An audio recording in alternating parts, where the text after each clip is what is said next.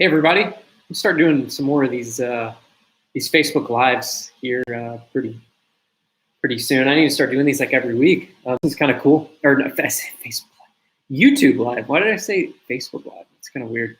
Anyways, I hope everybody's having a great day. Today is Friday, January 29th. And I felt the need to do this video because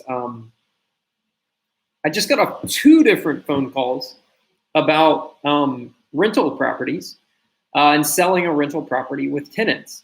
One of which is actually a property that I basically have a lease purchase, a lease option on, which is kind of a strategy we use in certain circumstances where it fits. It's not doesn't fit all the time, but basically the tenant is going to be exercising their option to buy the property. That's rent to own is what that's also called, or lease purchase or lease option. It's kind of all the same sort of thing. But anyways, the tenant should be exercising their option. In this case, we did with a tenant who wanted to buy a property that bankruptcy a little over a year ago. Well, back when we signed, it had been about a year since they filed for bankruptcy.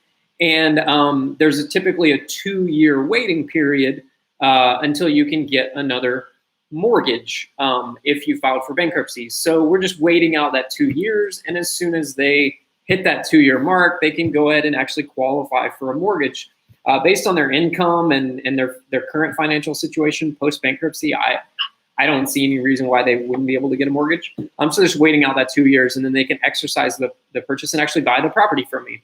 Which would be kind of cool because they get to be homeowners again. They had to sell their other property because of the bankruptcy, and they really want to be homeowners, but due to their financial situation right now, they can't. The other one was I got off the phone with a family who had inherited multiple properties, and they were wondering kind of what they should do with it. And I kind of gave them some options, and obviously one option is, well, you can sell me the properties, I'll buy them from you. But they were really leaning in another direction, and they were asking, what can I sell these properties with the tenants? What can I do with the tenants? And absolutely, you can sell properties with tenants. We buy them with tenants all the time. If you do sell a property with tenants, whatever lease agreement is in place, whether that is a verbal month-to-month agreement or there's a written lease in place, that lease has to carry over to the new owner, and the new owner has to abide by that lease agreement. Now, if there is just a month-to-month agreement, at least here in the state of Georgia, where we are, you have to give the tenant 60 days. If it's a month-to-month lease, you have to give the tenant 60 days notice of any changes, whether that's you're terminating the lease, whether you're changing some term, whether that's the amount of the rent or some other terms. They're required to have 60 days written notice before any of those changes can take into account.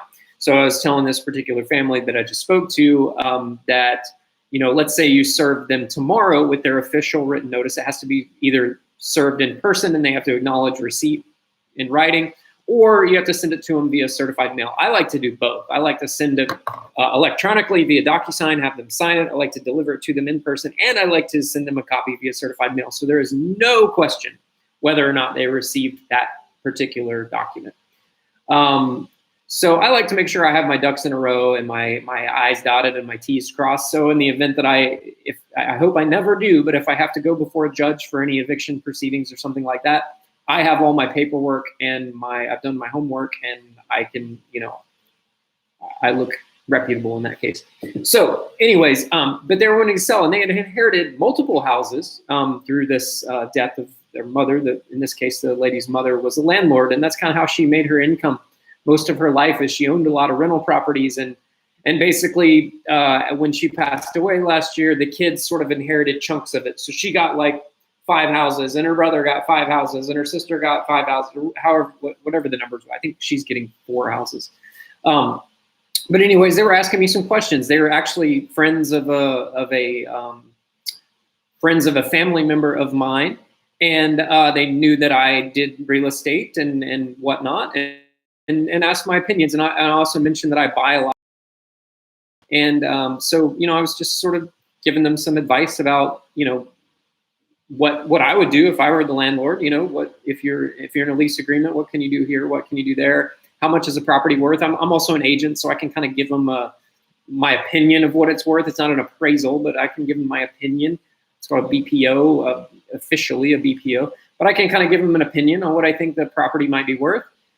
So anyways, I kind of said, based off of I looked at some of the comparables and I said, it's probably worth somewhere in this range. I didn't give them an exact number because I'm not an appraiser, but I can say it's worth somewhere in this range here. And this was a unique property, in particular because of the location of it. And it was in very close proximity to a very busy commercial area. However, this particular property was zoned residential because it was kind of in a neighborhood behind a commercial area.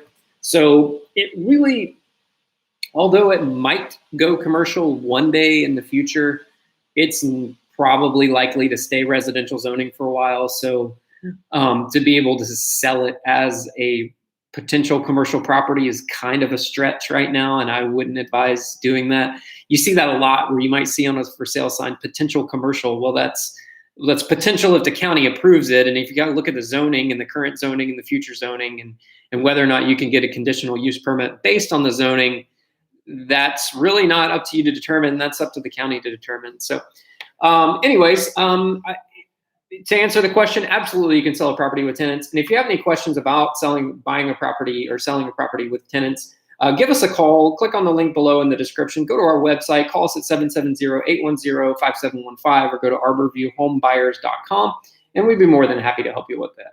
I hope you have a great day. Thanks, guys. Hello? Hey, Brad. Yes.